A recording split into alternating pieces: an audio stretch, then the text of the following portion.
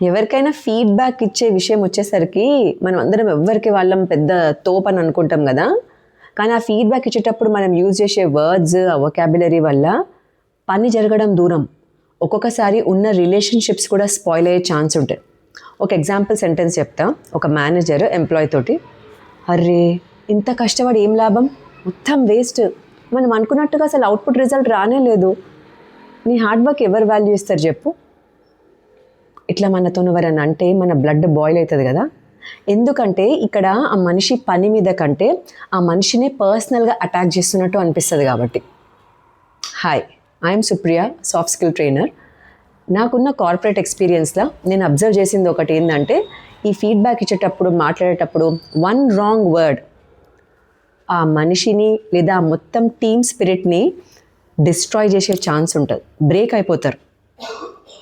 ఇప్పుడు ఇదే సిచ్యుయేషన్ని correct choice of words ఇంకా వొకాబులరీ యూజ్ చేసి ఒక్కసారి ఫ్లిప్ చేసి చూద్దాం.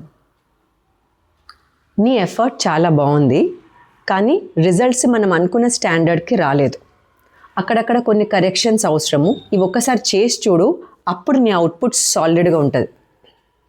ఇట్లా మాట్లాడినప్పుడు అప్పుడు ఆ మనిషికి వాళ్ళు చేసే పనికి 10 times ఎక్కువ చేస్తారు. బికాస్ వాళ్ళు మోటివేట్ అవుతారు వాళ్ళ వర్క్ మీద ఇంప్రవైజేషన్ సజెస్ట్ చేసినందుకు. ఆ మనిషిని అటాక్ చేసినట్టు అనిపించదు. దీన్నే సైకలాజికల్ సేఫ్టీ అంటారు. ఎప్పుడన్నా మనిషి సేఫ్గా అనిపించినప్పుడు దే గివ్ దేర్ బెస్ట్.